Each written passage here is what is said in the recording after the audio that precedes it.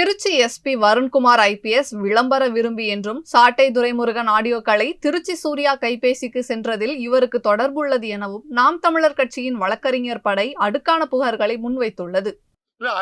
அதுவும் ஒரு காரணம். இப்போ தம்பி துரைமுருகன் அவர்கள் கைது செய்யப்படுறாரு. கைது செய்யும் போது அவரோட செல்போனை கைப்பற்ற வேண்டிய தேவை என்ன ஏற்படுது? 2 முறை அப்படி கைப்பற்றிருக்காங்க. ஒண்ணு கன்னியாகுமரியில் நடந்த அந்த கூட்டம் நடந்தது, விக்கிரவாண்டியில 2வது நடந்தது. 2 முறையும் அவர் பேசிய பேச்சுக்காக கைது செய்யும் போது அவருடைய உடைமைகளை கைப்பற்ற வேண்டிய தேவை என்ன இருக்குது? உடைமைகள் நீங்க எது கைப்பற்றினா பாதுகாப்புல வைக்கிறதுக்கு கைப்பற்றலாம். அதை வாங்கி வச்சிருந்தா அவரு சிறையை விட்டு வெளியே போகும்போது கொடுக்கறதுக்காக கைப்பற்றலாம். அது அல்லாமல் நீங்கள் கைப்பற்ற வேண்டிய தேவை எங்க இருக்குது?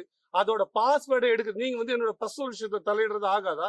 ஒரு காவல் அதிகாரிக்கு இந்த உரிமை யார் கொடுத்தா? இன்னொன்னு கேளுங்க, இந்த கைப்பற்றினாங்களே இந்த செல்போன் இன்னை தேதி வரைக்கும் திருப்பி தரப்படல குற்றச்சாட்டு இருக்கு. இதை மீட்டு கொடுக்கறது வருண் ஐபிஎஸ் என்ன பண்ணாரு? நடவடிக்கை அவர் எதனா எடுத்தாரா? மீட்டு கொடுக்க சொன்னாரு. எங்க பொருள் அவர் வச்சுக்க வேண்டிய தேவை என்ன இருக்கு? அது மட்டும் இல்லாம அதுல உள்ள சங்கதிகள் வெளியாகுது. நான் சொல்றேன், அது திருச்சி சூர்யா கிட்ட போய் வெளியாகுது. அதை அந்த காவல் பொறுப்புல இருந்த அதிகாரி தானே அதை கொடுத்துருக்க முடியும். நான் சொல்றேன், நீங்க விசாரணை பண்ணி இல்லைங்க அது திருடு போயிடுச்சு, இன்னார் தாங்க இதை கொடுத்தாங்க, நீங்க நிரூபிங்க. அதுக்கு தானே வருண் ஐபிஎஸ் இருக்காரு. அதுதானே அவரோட வேலை. அப்படி இல்லாம அவர் இன்னொருத்தருக்கு கொடுத்து கடத்தி அதை ஒரு அரசியல் செயல் திட்டமா கொண்டு நாம் தமிழர் கட்சிக்கு எதிரான கருத்துரையை உருவாக்குறதுக்காக பல அதில் உள்ள இந்த தனிப்பட்ட ஆடியோக்களை வெளியிடுறாங்க. அப்ப எப்படி சரியா இருக்கும்? இது இல்ல, அதுல இருந்தும் வந்திருக்கிறது. இன்னும் பொது வேலையிலயும் சிலது இருந்திருக்குது, வேறு சிலது. என்னோட கேள்வி என்னன்னா, நீங்க அதுல இருந்து வரலன்னு இப்ப நீங்க சொல்ல போறீங்கன்னு வச்சுக்கீங்களேன், எங்க அந்த போனை ஏன் நீங்க கொடுக்காம வச்சிருக்க வேண்டிய தேவை என்ன இருக்கு? அது திருட்டுக்காக கைப்பற்ற பொருள். இவரோட நடவடிக்கையே இப்படிதான் இருக்கு. ஒண்ணு வேண்டாம். இப்ப பதில் அறிவிப்பு ஐயா சேவியர் ஃபெலிக்ஸ் அம்சான் ஒரு பதில் அறிவிப்பு சொல்லுங்க.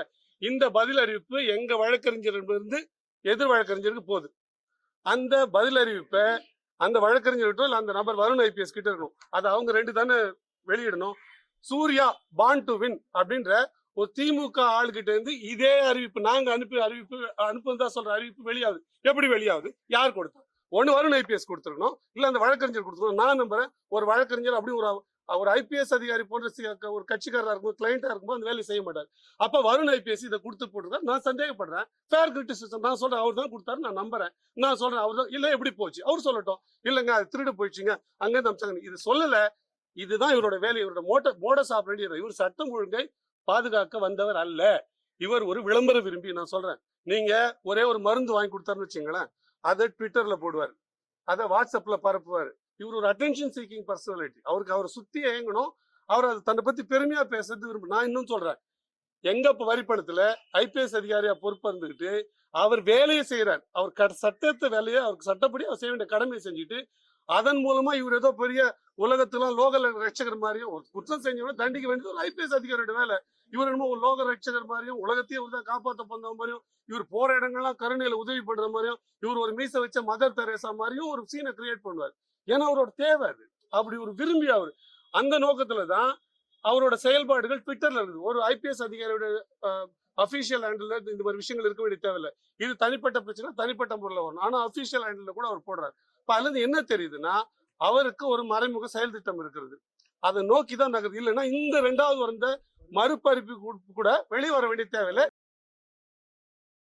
செய்திகளை உள்ளது உள்ளபடி தெரிந்து கொள்ள ரெஃப்ளெக்ட் நியூஸை சப்ஸ்கிரைப் பண்ணுங்க.